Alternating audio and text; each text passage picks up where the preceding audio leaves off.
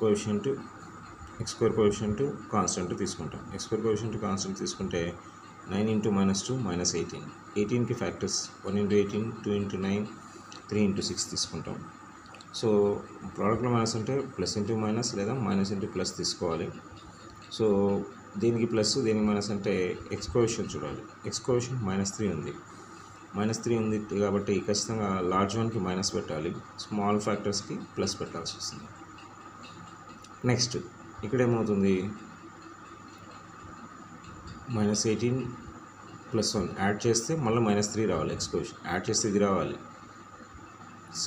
-3. So మనం already చూసాం ఇక్కడ -3 + 3 -6 + 3 -6 యాడ్ చేస్తే -3 వచ్చింది కాబట్టి ఈ ఫ్యాక్టర్ పెయిర్ని సెలెక్ట్ చేసుకుంటాము.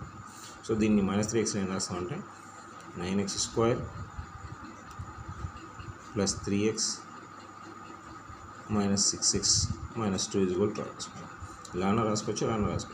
సో ఇక్కడ 3 అనేది ప్రైమ్ నెంబర్ కాబట్టి ఇంకా దీన్ని కూడా 3 × సంథింగ్ రాయాలి. అంటే 3 × 3 రాసుకోవచ్చు కదా. సో కామన్ ఏం చేయొచ్చు, అప్పుడు ఇందులో 3 కనిపిస్తుంది, ఇందులో 3 కనిపిస్తుంది కాబట్టి 3 కామన్ చేయొచ్చు. ఇందులో 3 కనిపిస్తే ఇక్కడ 3 ఉంటుంది, ఇక్కడ 1 వచ్చేస్తుంది.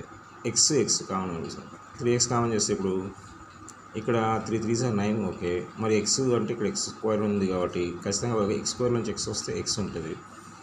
ఇక్కడ కంప్లీట్ 3x బయటకు వచ్చింది కాబట్టి ఇది 3x బయటకు వస్తే ఇంకేం లేదు, 1 ఉన్నట్టే. ఎందుకంటే 3x × 3x 9x², 3x × 1 3x వస్తుంది. సేమ్ ఇక్కడ ఏముందో దాన్ని దీంతో డివైడ్ చేస్తే x cancel, 3 1s 3 2s. So ఏమొచ్చింది -2. సో -2 ఇక్కడ వేసేసి మీరు డైరెక్ట్ ఈ 3x + 1 ఇక్కడ వేసేయచ్చు. కావాలంటే మీరు చెక్ చేసుకోండి. -+, -2 3s 6x, +, -2 1s 2. సో -2 వచ్చింది. సో ఇప్పుడు ఇక్కడ 3x + 1 ఉంది, ఇక్కడ 3x + 1 ఉంది. కామన్ చేస్తే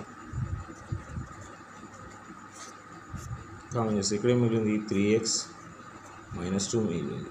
ఇక్కడ 3x, ఇక్కడ -2. సో ఫ్యాక్టరైజ్ చేసాం. మనం ఏం చేయాలి, రెండు ప్రోడక్ట్లు చేస్తున్నామంటే ఇదైనా 0 ఉండాలి, ఇదైనా 0 ఉండాలి.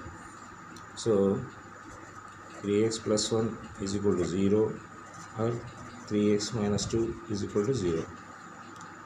3x +1 అటు సెండ్ చేస్తే -1, 0 -1. 3x -1, x -1/3 అవుతుంది. ఇదంతే. 3x 0, -2 అటు సెండ్ చేస్తే minus will become +2. 3x 2, x 2/3. So -1/3 లేదా x 2/3 వస్తుంది.